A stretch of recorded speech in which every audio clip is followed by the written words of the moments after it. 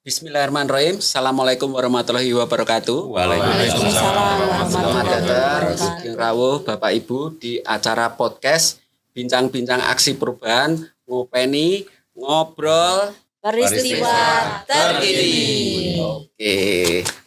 Yang pertama dan utama tentu kita syukur alhamdulillah dulu ya, kita diberikan kesehatan hari ini bisa kumpul semua. Ini sudah ada berdelapan ini bisa kumpul di ruangan ini. Kemudian yang tak kalah penting kita juga harus kenalan dong. Kalau enggak kenal nanti enggak sayang. Kalau enggak sayang, kalau sudah sayang terus biasanya pripun? Ditendang. Ya. Oke, dari pojok monggo. Mungkin siapa? Oh, Pak Kamto. Silakan monggo Pak Kamto memperkenalkan diri. Nama saya Sukamto, saya dari di cabang Dinas Pendidikan wilayah 12, kantornya di Pemalang. Ngeten Pak, matur nuwun. Nggih, monggo. Saya perkenalkan, nama saya Teguh Widianto yang bertugas di Panti Pelayanan Lanjut Usia Dewanata Cilacap. Oh, monggo selanjutnya. Terus Mas DJ, saya Agus Dwi Ibnu Wibowo, sehari-hari di cabang Dinas SDM wilayah Serayu Utara. Kantornya di Pekalongan, Mas. Oh, monggo.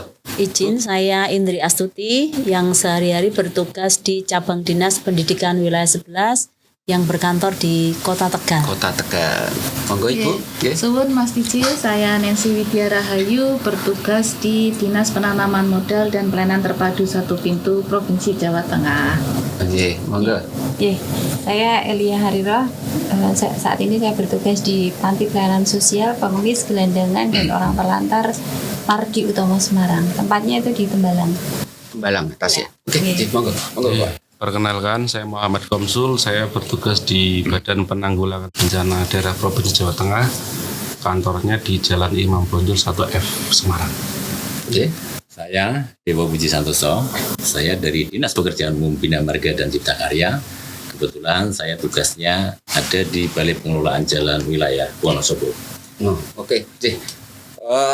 Bapak Ibu yang terhormat, jadi kita di sini ini kan namanya aja sudah ngopeni ya, ngobrol peristiwa terkini. Tentu kita mau ngobrol yang lagi happening lah, kalau bahasanya anak muda kan happening.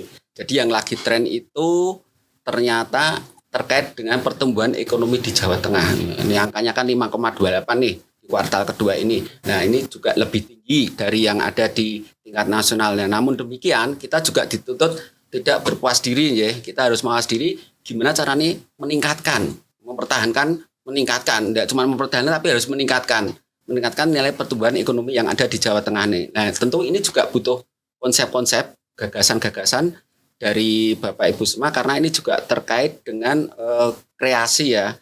Yang awal itu tentu tidak lepas dari meng-create SDM-nya dulu. Nah, karena ini terkait dengan SDM tentu tidak jauh dari pendidikan. Nah, ini mungkin dari Bu Indri bisa memberikan kami semua ini pencerahan apa sih yang mau kita lakuin ini. Rencananya Ibu itu seperti apa? Monggo Ibu, waktu kami persilakan. Terima kasih Mas DJ, izin Bapak Ibu semua. Ini dari Dinas Pendidikan. Tadi benar sekali apa yang disampaikan oleh Mas DJ bahwa untuk memperkuat perekonomian khususnya di Jawa Tengah yang paling utama adalah tanggung jawab di SDM-nya ya. SDM dan tidak lepas dari Dinas Pendidikan. Saat ini memang Dinas Pendidikan dalam hal ini juga mendukung program dari Kementerian Pendidikan dan Menengah. Ini ada program prioritas yang namanya pembelajaran mendalam. Apa itu sebenarnya pembelajaran mendalam? Pembelajaran mendalam bagaimana kita bisa memuliakan seorang siswa ataupun murid untuk bisa belajar lebih tidak hanya kontekstual, tetapi bagaimana bisa berkesadaran, kemudian bermakna dan juga menyenangkan. Tentunya ini perlu dukungan dari para stakeholder di dunia pendidikan, bisa dari cabang dinas, bisa dari Dinas Pendidikan, kemudian Bapak Ibu Kepala Sekolah, Bapak Ibu Pengawas, dan juga Bapak Ibu Guru tentunya. Karena di sini sesuai dengan Permendiknas nomor 13 tahun 2025, setiap satuan pendidikan wajib menerapkan pendekatan pembelajaran mendalam sebagai bagian dari kebijakan nasional untuk peningkatan mutu pembelajaran. Hal ini menciptakan siswa itu tidak hanya kontekstual saja, tetapi lebih reflektif, berkelanjutan, sehingga bisa menghasilkan siswa yang tidak hanya cerdas secara intelektual, tetapi juga bijak dan berkarakter sesuai dengan tujuan akhir adalah tercapainya 8 standar lulusan. Dan hal ini pasti banyak sekali kendala untuk proses implementasinya, Mas DJ.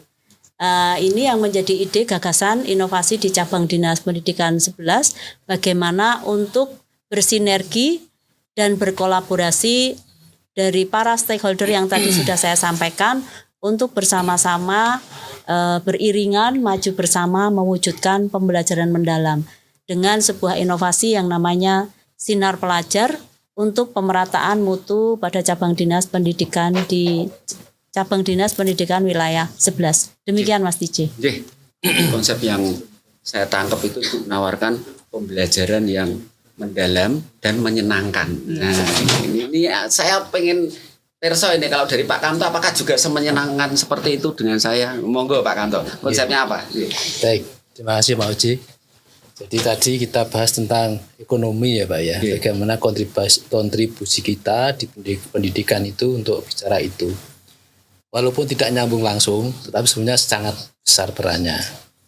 Sebenarnya pemerintah itu sudah menyiapkan beberapa regulasi yang kuat, termasuk diantaranya adalah Bapak Presiden menyampaikan memperkuat pembangunan sumber daya manusia. Ya.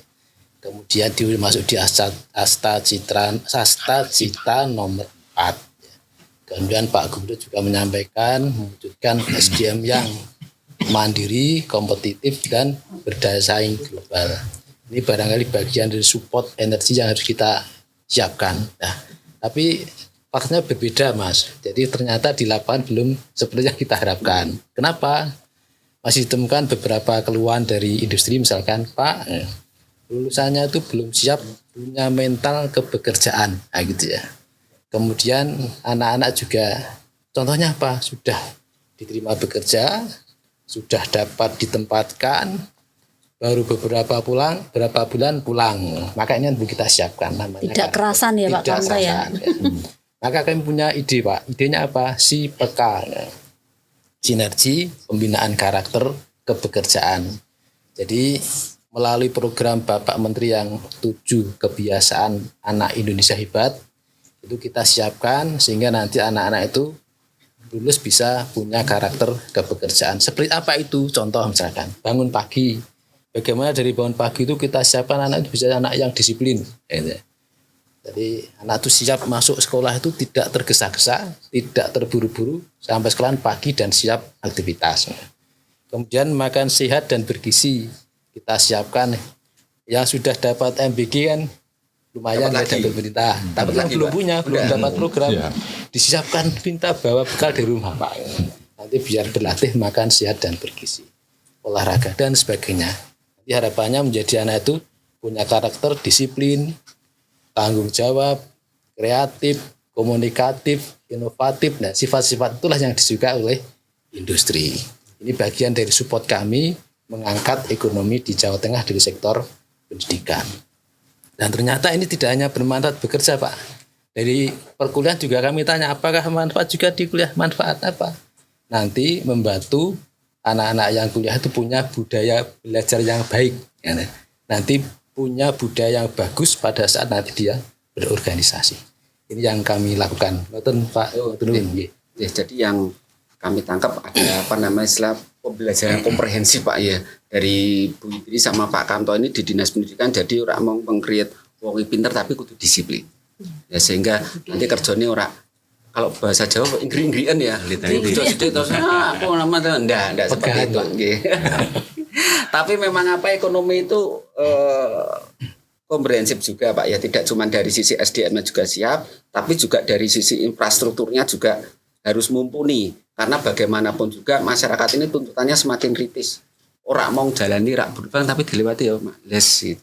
Nah ini kalau Pak Dewo sendiri dari Dinas Bina Marga, pripun kagungan gambaran seperti apa, konsep seperti apa? Monggo Pak. Siap, matur nuwun Mas DJ. Jadi memang infrastruktur itu menjadi salah satu faktor penunjang dari perkembangan pertumbuhan ekonomi. Makanya Jadi selama ini infrastruktur yang ada itu harapannya adalah sangat mendukung pertumbuhan ekonomi. Jadi kami mempunyai inovasi atau gagasan semakin ngopeni. Semakin ngopeni itu adalah sinergi meningkatkan kinerja jalan dengan mengoptimalkan pemeliharaan rutin. Yang mana pemeliharaan rutin selama ini tuh hanya mempertahankan kondisi jalan. Harapannya nanti pemeliharaan rutin itu bisa menambah atau meningkatkan kemantapan kondisi jalan. Karena apa? Masyarakat yang selama ini tuntutannya adalah terus berkembang. Tuntutan masyarakat yang dulu adalah bebas lubang, sekarang sudah tidak bebas lubang lagi. Tapi bicaranya jalannya kok nyaman. Nah inilah yang menjadi tantangan bagi kami Dinas Pekerjaan Umum Bina Marga dan Cipta Karya. Karena memang kita ketahui bersama bahwa jalan itu, kenapa sih jalan rusak? Ada beberapa faktor. Jalan rusak itu salah satunya adalah karena umur konstruksinya sudah habis. Kemudian juga faktor cuaca itu sangat-sangat mempengaruhi kondisi kemantapan atau kondisi jalan yang ada. Nah ini yang menjadi tantangan bagi kami. Dengan semakin ngopeni, harapannya perencanaan anggaran atau perencanaan kegiatan di lapangan itu sesuai dengan kerusakannya. Jadi ibarat kata orang sakit kanker, obatnya ya obat kanker, bukan obat sakit kepala. Ini yang akan kita create agar dapat mendorong pertumbuhan ekonomi menjadi lebih baik lagi. Saya kira demikian Mas. Jadi memang infrastruktur itu harus pokok utama Pak G. Karena mau secanggih apapun jalannya orang ya repot. Tapi selain itu juga memang ada hal-hal lain yang kita tangkap selama ini kan kita juga kadang ngurusi macam-macam Pak ya, yang kaitan ekonomi yang kaitan ekonomi, yang kaitan industri lah, itu salah satunya yang mendasar ini ternyata ada air. Nah ini kalau dari dari Pak Ibnu sendiri dari SDM ini kagungan konsep apa Pak ini Kak? Kita airnya ini gimana Pak? Nanti biar tidak merosot tanahnya, kemudian juga yang lain-lainnya juga biar baik, anak cucu ke depan itu biar juga merasakan air Pak. Monggo. Nggih. Matur nuwun Mas DJ. Kalau kita bicara air nih sebenarnya satu podcast ini nggak cukup nih. Waktunya nggak cukup. Dipek Pak ya. Harus 2 SKS. Jadi air itu merupakan kebutuhan dasar makhluk hidup, nggak cuma manusia. Apalagi kalau kita bicara pertumbuhan ekonomi, bagaimana kebutuhan industri ini butuh air baku, sekian debitnya per hari, per bulan. Nah itu sebenarnya dari pemerintah pun sudah memberikan aturan-aturan yang jelas. Di Undang-Undang 17 2019 itu sudah menyampaikan bahwa mengutamakan air permukaan daripada air tanah. Cuman di kenyataan di lapangan, karena infrastruktur untuk air permukaan ini masih kurang, pemanfaatan air tanah ini ternyata masih dipakai dan eksploitasinya itu sangat berlebih. Nah akibatnya apa? Karena eksploitasi berlebih ini menimbulkan degradasi lingkungan seperti land subsidence. Seperti contohnya di Pekalongan, itu beberapa riset itu menunjukkan ada beberapa wilayah yang penurunannya itu sampai 5-27 cm per tahun Pak. Nah bagaimana kita menanggulangi ini? Maka kita memunculkan suatu inovasi yang namanya ngopeni air tanah. Jadi di sini kita mensinergikan antar stakeholder, antara pemerintah, kemudian pemegang izin, masyarakat sendiri, media. Bagaimana kita melakukan suatu intervensi yang awalnya paradigmanya itu hanya mengambil air tanah, kita menjadi mengambil dan mengembalikan. Bagaimana mengembalikan itu? Ada beberapa intervensi yang bisa dilakukan oleh kita. Salah satunya dengan pembuatan sumur resapan. Nah, dengan sumur resapan ini diharapkan nanti proses recharge-nya itu semakin cepat. Tidak hanya alami air yang meresap di tanah, tapi kita bikinkan suatu kondisi dengan rekayasa teknis, itu bisa mempercepat air yang masuk ke dalam tanah. Nah, diharapkan ke depan nanti gejala-gejala degradasi lingkungan seperti rob, banjir, itu bisa tertangani dengan baik. Nah itu nanti akan meringankan kerja dari Mas Komsul itu nanti. Karena secara kebencanaan bisa terkurangi. Mungkin sekilas seperti itu Mas Tiji. Pak Agus. Jadi saya nangkapnya yang menarik itu tadi statementnya Pak Agus, mengambil dan mengembalikan. Itu yang perbankan enak itu. Karena yang terjadi banyak mengambil itu tapi nggak mengembalikan. Lali. Tadi nyambung, mau kita sambung dengan apa yang di statement yang disampaikan Pak Agus, juga tadi nyambung sedikit dari Pak Dewo, Pak Komsul, terkait dengan kalau air itu kan sedikit jadi kawan Pak ya, gede sedikit jadi lawan Pak, itu kan memang sudah terbukti. Kemudian ini juga di jalan itu ternyata kerusakan jalan itu jadi bencana. Nah ini kan kalau bencana ini saya langsung kelingan sama Pak Komsul ya. Nah ini monggo kalau Pak Komsul sendiri pripun? Sumber bencana berarti Pak Komsul. Pak Komsul ini penanggulangan bencana loh ini loh. Jadi menanggulangi. Kalau saya bencana nggak punya duit nggak bisa Pak ya. Bencana sosial. Monggo Pak. Terima kasih Mas Tiji. Jadi kalau kita membahas terkait dengan bencana tadi mungkin juga sama dengan Mas Agus ya, SKS-nya panjang. Jadi sekarang kita melihat bagaimana pembangunan berkembang pesat dan dampaknya tentunya terhadap kerusakan lingkungan karena terlalu eksploitasi, itu juga nanti larinya ke pembangunan kerusakan lingkungan dan dampaknya ke bencana. Oleh karena memang kami sesuai dengan Undang-Undang 24 tahun 2007 lebih mengarah kepada prioritas bagaimana pengurangan risiko bencana ya. Artinya dari semua tahapan pembangunan tentunya harus memperhitungkan bagaimana dampak dan sebagainya, termasuk program-program yang di rencana aksi daerah juga harus mengutamakan pengurangan risiko bencana. Kami melalui program-program penyelenggaraan penanggulangan bencana memang kegiatan-kegiatan sifatnya kami masifkan. Tujuannya adalah tadi memberi edukasi, pendidikan, termasuk juga memberi pembelajaran bagaimana menghadapi potensi bencana yang ada di sekitarnya.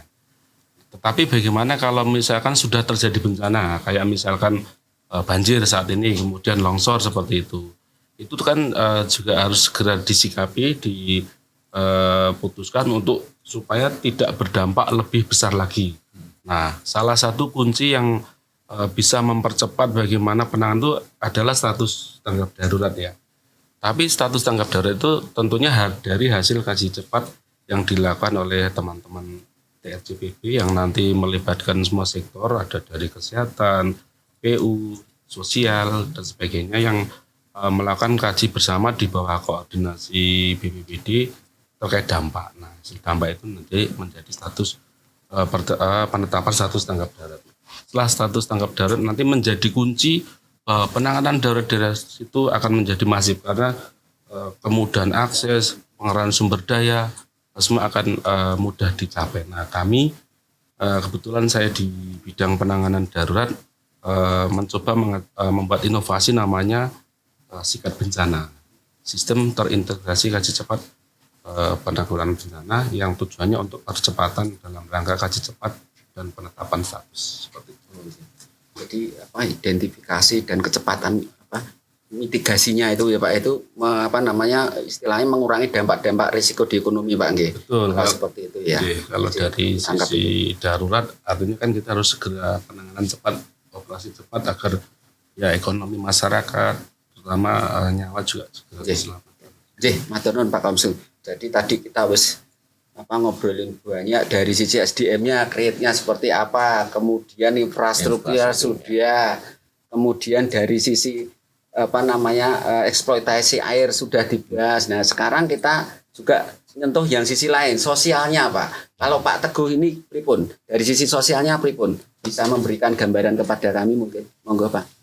Matur nuwun Mas, kami yang dari Panti Lanjut Usia Dewan Nasional Cilacap, UPTD dari Dinas Sosial Provinsi Jawa Tengah, di mana pelayanan yang ada di tempat kami memberikan pelayanan kepada lanjut usia terlantar dengan kuota 100 orang. Ya, terkait dengan hal tersebut, bahwasanya data yang ada terkait dengan lansia terlantar ini ada 900 orang. Nah, ini perlu dilakukan yang namanya terkait dengan regulasi reunifikasi. Walaupun dalamnya melalui proses-proses sebelumnya, pelayanan-pelayanan sebelumnya. Terkait dengan hal tersebut, upaya dari reunifikasi ini tentunya kami harus ada persiapan terlebih dahulu. Oleh karena itu dengan gagasan yang kami buat itu terkait dengan kotak pansos, yaitu kolaborasi stakeholder untuk mempersiapkan proses reunifikasi tersebut, perlu adanya kerjasama dengan stakeholder yang ada di pemerintah daerah setempat.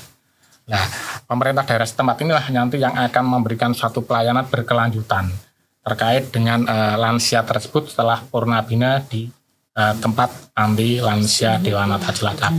Ini sebagai upaya berkelanjutan di dalam untuk mengentaskan kepemimpinan berikan pelayanan kepada mereka. Demikian Mas. Oke. Jadi tetap dari lansia juga harus Openi. dengan baik ya. Diopeni ya. Kita kan jargonnya ngopeni ya. Harus diopeni dengan baik. Harapannya dampaknya terhadap ekonomi itu juga ada konkret lah ya, signifikan seperti itu. Nah, kemudian kalau dari Bu Eli sendiri dengan adanya tadi kalau informasi awal kalau nggak salah ada sekitar 5 jutaan ya orang-orang terlantar seperti itu. Kalau dari di Jawa Tengah Bu, jangan kaget dulu, bukan tempat-tempat ini se-Jawa Tengah Bu, jangan kaget dulu. Ini kalau dari Ibu sendiri gimana, kagungan apa gagasan seperti apa? Oh ya, terima kasih Mas Tije. Yang terkait dengan permasalahan sosial saya kira kompleks banget ya, karena kalau jenis permasalahan sosial sendiri sebetulnya ada 26. Dan jangan disebutkan Bu Eli. Tidak akan saya sebutkan. 5 SKS. Jadi kita kalau Pak Teguh tadi menangani lansianya, kami menangani pengemis, gelandangan, dan orang terlantarnya itu bagiannya dari 26 jenis. Nah, dari 26 jenis tadi sebetulnya kalau di Jawa Tengah jumlah PPKS-nya itu ada sekitar 4 juta.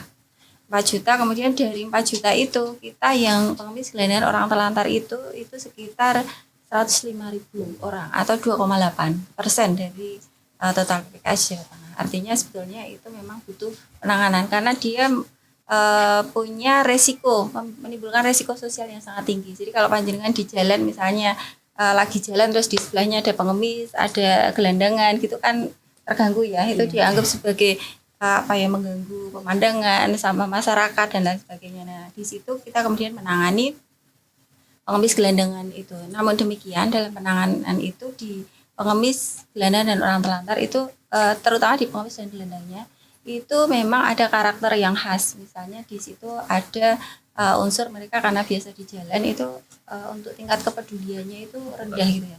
Mereka untuk peduli dengan dirinya sendiri, jangan dengan orang lain dulu, dengan dirinya sendiri itu juga rendah, dengan lingkungan juga rendah gitu. Nah, termasuk untuk perilaku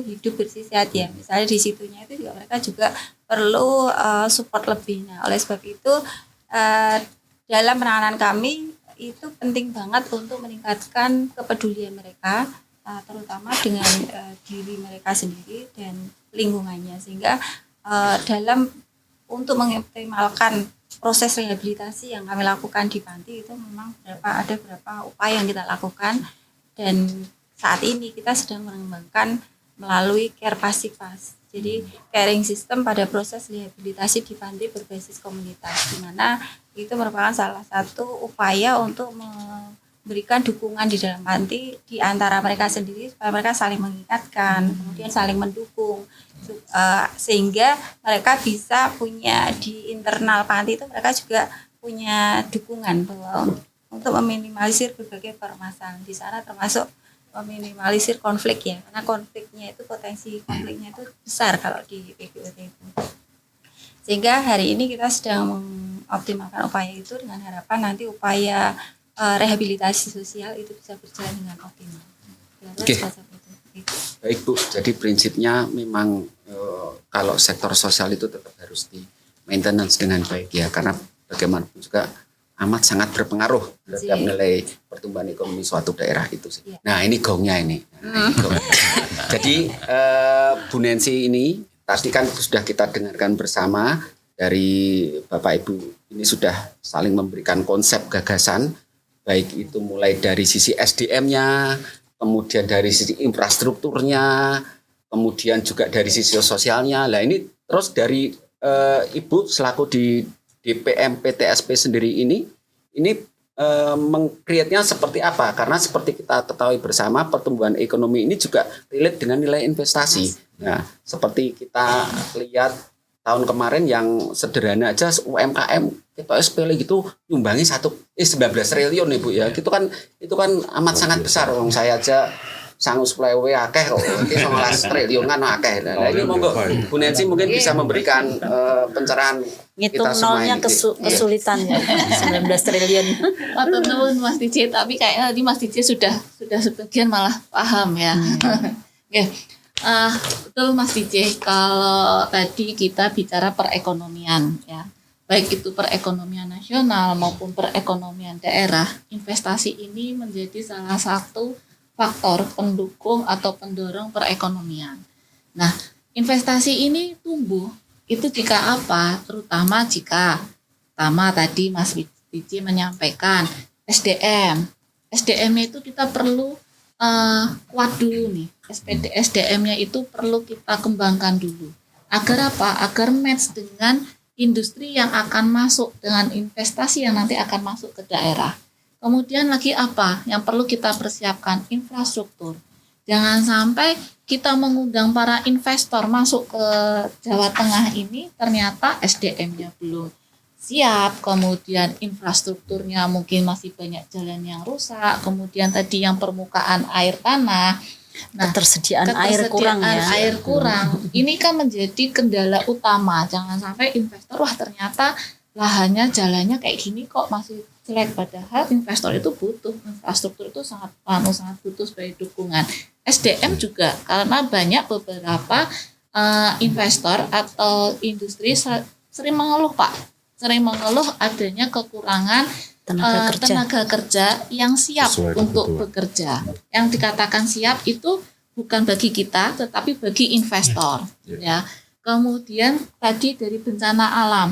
Nah, bencana alam juga bagaimana bencana alam ini harus bisa teratasi sehingga investor masuk ke Jawa Tengah ini cukup nyaman ya. Tidak jadi takut di Jawa ya. Tengah di Jawa Tengah ternyata penanggulangannya cepat. Kalau ada banjir dan contoh Kaligawe gitu kan, itu menjadi pemikiran sendiri oleh para investor. Kemudian tadi juga sosial juga walaupun tidak secara langsung berhubungan, tetapi sosial ini justru berdampak ya. Jangan sampai keamanan ya, dari segi keamanan untuk investor ini juga merasa di Jawa Tengah ini ternyata banyak gelandangan nih, ternyata banyak kalau gelandangan pengemis gitu kan. Nah, ini kan menjadikan tidak nyaman tuh. Mungkin kami di sini informasi nih untuk capaian realisasi. Untuk capaian realisasi kita dari Januari sampai dengan September 2025 ini sudah mencapai 66,13 triliun atau sebesar 84,42% dari targetnya berapa 78 sekian T. Nah, dari 66,13 triliun ini kalau kita breakdown PMA dan PMDN, kalau PMA ini 29,27, PMDN ini 36,85. Lah, ini PMDN ini yang menjadi perhatian kita sekarang ini. Apalagi kalau kita lihat dari segi infrastruktur, daerah yang utara, infrastrukturnya itu mendukung. Ada jalan tol, ada yang lain. Tapi bagaimana dengan daerah yang selatan? Seperti Banjarnegara, Cilacap, Banyumas, dan kawan-kawannya. Dia tidak punya infrastruktur untuk jalan tol sebagai kemudahan industri untuk proses jalan untuk ini mobilisasi mobilisasinya itu ya retribusinya itu tidak mendukung. Bagaimana dengan wilayah selatan? Ternyata wilayah selatan ini yang semakin menonjol adalah dari UMK-nya. Kalau kita lihat tahun 2023-2024 Banyumas itu UMK-nya paling tinggi. Kemudian Wonogiri, Cilacap, kemudian Brebes itu adalah wilayah-wilayah yang memang UMK-nya tinggi. Nah, ini justru menjadi perhatian kita. Bagaimana menumbuhkan UMK, bagaimana meningkatkan UMK. Kemudian lagi semakin ke sini tahun 2023 saat ini kita padat karya. Sampai dengan triwulan ini kita di bawahnya DKI memang capaian untuk penyerapan tenaga kerjanya kurang lebih 326.000 orang. Oke. Kalau di TW2 kemarin kita paling tinggi se-Indonesia, untuk di TW3 ini kita di bawah DKI. Nah, itu juga menjadi perhatian bagaimana di tahun 2030 itu kemungkinan tidak padat karya tetapi akan bergeser ke padat modal. Nah, ini yang harus kita siapkan, bagaimana pendidikannya, kemudian bagaimana infrastrukturnya untuk menunjang itu semua. Untuk itu kita mencoba dari sini kita mencoba menginisiasi, kita melakukan pencatatan terhadap realisasi usaha mikro. Kenapa kami ambil usaha mikro? Sudah tentunya usaha mikro ini yang nantinya akan menyerap tenaga kerja banyak. Kalau memang nanti akan bergeser ke padat modal, tentunya ini akan menjadikan peluang untuk menciptakan tenaga kerja atau peluang usaha. Jadi mendidik teman-teman dari sekolahan bagaimana untuk berwira swasta, bagaimana untuk membuka peluang usaha. Nah, pencatatan usaha mikro ini tujuannya jelas untuk validasi data. Sebetulnya seberapa besar sih UMK yang ada di Jawa Tengah? Jangan sampai data yang kita peroleh, kita sementara ini masih menarik data dari OSS. Dari OSS ini data yang kita tarik ini berdasarkan atas NIP yang didaftarkan. Tetapi kita belum memilah apakah UMK ini sebetulnya ada atau hanya untuk memenuhi syarat saja. Contoh pengambilan KUR nih, setelah itu selesai. Tapi bagaimana kita memilah dari UMK ini untuk bisa dikembangkan atau bahkan naik kelas. Nah, itu menjadi PR kita. Kemudian dengan pencatatan ini kita menawarkan adanya insentif atau reward. Salah satunya adalah kemitraan. Jadi mereka setelah melakukan penginputan di kita, kemudian kita tawarkan apakah mau bermitra atau kita promosikan di etalase kita. Kita DPMPTSP punya etalase yang namanya CGIP, di mana di situ ada etalase untuk usaha mikro. Jadi usaha mikro ini nanti kita promosikan untuk bisa digandeng oleh UMP, karena UMP ini punya syarat untuk kemitra. Kemudian insentif yang lainnya nanti kita akan berikan tawaran untuk pelatihan. Itu kita kerjasama dengan Balakot. Sampai saat ini kita masih proses integrasi dengan Balakot. Bagaimana kita tawarkan mereka untuk mengembangkan usaha mereka melalui pelatihan-pelatihan yang ada. Mungkin itu Mas DJ yang bisa kami sampaikan, dan harapannya dari teman-teman ini kami bisa berkolaborasi. Tujuannya untuk apa? Satu, tujuan kita sama untuk meningkatkan perekonomian di Jawa Tengah. Dan ngopeni dan nglakoni. Oh, jelas. Kita sungguhan tetap ngopeni dan berdelapan ngopeni kabeh. Bagaimana saling ngopeni ya untuk perekonomian di Jawa Tengah. Pasti. Dan kalau semisal Mas DJ, kalau memang ini bisa diterapkan ya, termasuk pencatatannya, harapan kami perekonomian paling tidak bisa tumbuh. Kalau kita hitung 1 UMK ini akan memberikan kontribusi yang lebih untuk perekonomian di Jawa Tengah. Ya, mungkin itu Mas DJ untuk sebagai gongnya kalau Mas DJ bilang. Maturan Bu Nancy, jadi yang jelas kalau saya tangkap sepintas ini posisinya di PTSP itu merangkai potensi yang ada, kemudian mensupport juga, dan setelah itu data yang ada kita petakan untuk kita treatment dengan pas. Kalau bahasanya pinjem bahasanya Pak Dio tadi ya, kita treatment dengan pas. Nah, di satu sisi semua upaya-upaya itu tentu juga arahnya tetap perekonomian Jateng lebih tinggi, lebih dari 5,28 insya Allah. Oke, berarti dengan selesainya statement dari Bu Nancy, selesai juga acara kita siang ini. Alhamdulillah tidak ada kesimpulan Bapak Ibu ya, karena kita sudah dengarkan bersama secara rinci, rigid. Yang utama seperti tadi disampaikan oleh Bu Nancy bahwa kita hanya bisa bekerja kalau ada kolaborasi dan sinergi. Sepakat ya Bapak Ibu ya? Oke, sekali lagi salam ngopeni, ngobrol peristiwa terkini. Oke, billahi taufik wal hidayah. Wassalamualaikum warahmatullahi wabarakatuh. Waalaikumsalam.